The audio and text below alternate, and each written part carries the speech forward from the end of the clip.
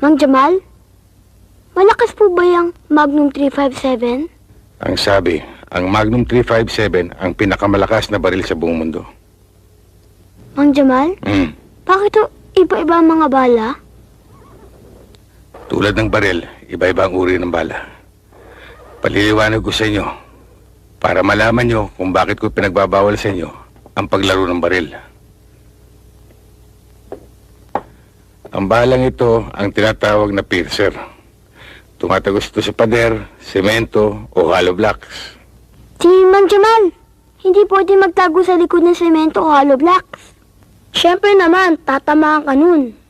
Oo nga no. Ito naman ang tinatawag na stopper. Kapag tinamaan ka nito, sasabog pa sa loob ng katawan mo. Ito naman ang blaster. Ang balang ito ay sumasabog. Parang shotgun.